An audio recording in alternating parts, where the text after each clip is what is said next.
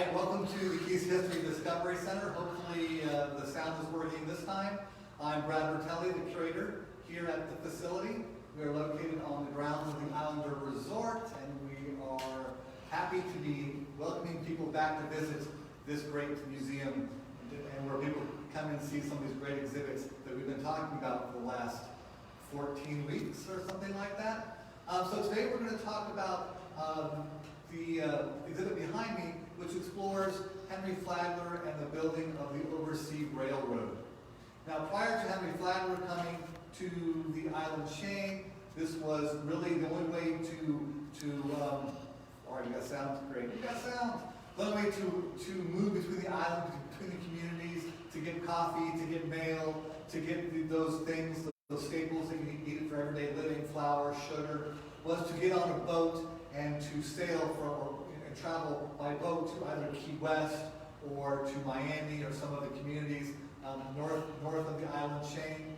And those boats were always subject to weather, to tides, and they were not always reliable, and wind for that matter. So they were not always reliable ways, form of travel. And what Henry Flagler did when he brought his train to the island chain was produce some stability, some way of coming in and out of the islands, of delivering goods that was reliable, that was twice a day. These trains were scheduled to come, so it was never a what if there's no rain, what if something happens to the boat. It was always a kind of a game of chance prior to the railroad coming to town. And now that the railroad was here, this was much more everyday, much more convenient, and made life in Florida Keys much easier. There are already so many struggles for everyday living with no air conditioning, with mosquitoes, with relying on these boats to bring things that you needed. And sometimes, on a good day, it might take a day or two to get to Key West if you have optimal wind conditions. And in a bad week, it might take a week or 10 days to travel all the way down. So Henry Flagler really changed the whole face. Is one of the things that we have to explore here at the Keys History and Discovery Center, and that's what we do back behind the kiosk behind me. We have the touchscreen monitor, which really talks about the building of the railroad. I know January 22nd, 1912 is when the celebrated arrival of Henry is done, and thousands, 10,000 people show up to greet him as he comes down, because he is really going to change the history of the island chain. But that is really only one part of the arrival of the Oversea Railroad. Here in the Upper Keys, for instance, daily rail service had already been established for years. By 1908, there was 2 trains a day operating between Miami and Knights Key, which is at the foot of the 7-mile bridge. And then even when Flagler reaches Key West in 1912, the railroad is still not complete. Flagler was suffering in bad health. They wanted to make sure that he got to see the completion of his railroad. So the engineers were really pushing their workmen to get it finished so he could really see what he had worked so hard to accomplish.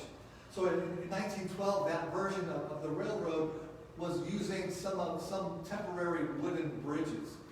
Now the actual completion of the railroad wouldn't happen until 1916. At that point, those temporary bridges were replaced by the more permanent, the concrete constructed permanent bridges that would operate through the short history of the Oversea Railroad.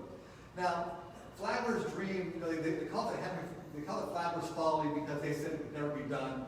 It was a tremendous feat of construction, and with aspects of this railroad stretching over between Marathon or Key Vaca and Big Pine Key, that large open expanse of water where this series of bridges had to cover almost 7 miles. And now we drive over that known as the 7-mile bridge, which offers really picturesque and beautiful. That was really a feat of engineering marvel. But what some people don't realize is that 7-mile bridge was actually a collection of 3 or 4 bridges. Off the top of my head, I can't remember off the top of my head, but wasn't the most difficult bridge to create during the whole construction of the railroad. The railroad that would connect Bahia Honda to, I believe, Ohio Key, or one of the keys right there, the Bahia Honda Bridge was actually the most difficult bridge to construct. Bahia Honda is Spanish for deep harbor, and this deep harbor caused when the tidal changed from the currents would rip back and forth underneath that bridge because of the depth of the water would be very forceful. So it was not safe for the railroad workers to work during the high tide or low tide. They were restricted to working for like 40-minute periods during the slack tide, that period of time between the high and low tide when the water is still. And that, because the workers were limited to just 2 brief periods of work time a day, that proved to be the most difficult of the bridges to be constructed. Now, what a lot of people don't realize is that Key West was not Henry Flagler's true destination. Flagler wanted to get to Havana. And so when the train arrived in Key West, the railroad cars would be loaded onto railroad ferries, and those ferries would be taken to Havana, where they would be loaded with goods, farm goods, and cotton and molasses and pineapples and fruits and vegetables to be brought back to the U.S. markets. Now, during construction of the railroad, we talk about, many of the exhibits talk about those years between 1900. More technical difficulties here on this fabulous Tuesday morning. We need our camera. But what this kiosk and touchscreen exhibit does that would really cause problems and delays. These same hurricanes were also what kind of ended locals in the Florida Keys.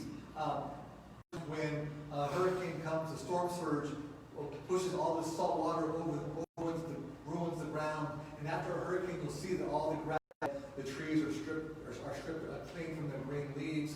But this salt, but also those hurricanes, 1906, 1909, 1910, also halted the construction of the rail along the way. And these are some of the things that we talk about. Most frequently, one of the artifacts that we most frequently get requests for donations are railroad ties, or not ties, but the nails, pins. I can't think of the name right now, and these are things that people still find in the woods today. Now, this one was donated to us, which was really kind of cool because you can see the curved shape of it. This was found on Windley Key near Snake Creek. There was a railroad there, and you can see that was broken or bent during the 1935 Labor Day hurricane. And that Labor Day hurricane really put the nail in the coffin that ended the life of the Henry Flagler's Overseas Railroad. Now, it wasn't just because the 1935 hurricane destroyed 40 miles of railroad track that ended Flagler's dream, this railroad. By that point, it was already a failing business. The train never really brought the commerce for the people. It never really made money. And it was already going bankrupt before the hurricane arrived. And that is one of the reasons that it failed. And even if the hurricane had not come, the railroad was heading for doom and for closure anyways. Now, when you come visit these museum and see this exhibit, this is only one of 2 exhibits that we have. We have another exhibit it shows more of the inside of the train, and it has a great rail car, an image of a great rail car. We have some very nice artifacts on loan from the Henry Flagler Museum up in West Palm Beach. And we also have what's really a cool addition is one of the menus that would have been provided guests on that train, and it shows how much an egg was, or a piece of cantaloupe, or a fish dinner, or a fish lunch. And it's just one of the neat things that you get to look at once you come to visit our facility here in Isla Morada on Upper Matacumbe Key. Now, we're going to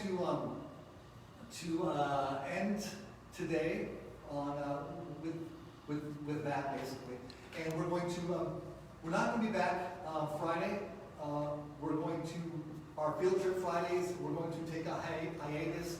It's getting too hot for our through, so we're taking a little break on that. But the first Monday of every month, and this is next Monday, we will be exploring more of with our partnership with Moat Marine Laboratory and our wonderful aquariums with our aquarium biologist Blake Terry. And then, what? Our Independence Day hours. Yes, and we will be closed in observance of the 4th of July weekend. We'll be closed Friday and Saturday. We'll be open Friday. We'll be open Wednesday. Oh, we'll be open Wednesday and Thursday, and then next Wednesday we open back up. And Sunday. And so we're open Sunday. Yes. Okay, so we're just closed Friday and Saturday. So if you're in town, please stop by and see us. We'd love to share all the wonderful exhibits and the artifacts and the stories and the history that we have here on exhibit. Next Wednesday, we're going to have another great lecture with archaeologist Ryan Hart, who's going to talk kind of a part 2 of his discussion from 2 or 3 weeks ago about some work he's doing on an Indian site down on Stock Island. He'll talk a lot about the early history of the Florida Keys, which is super interesting. So we'll see you. I'll see you back next Tuesday. We'll see you Monday with Moat Marine and Blake Terry, and then I'll see you back on Tuesday, and hopefully we'll have a smoother version of our exploration of the Keys History Discovery Center. You guys have a safe week.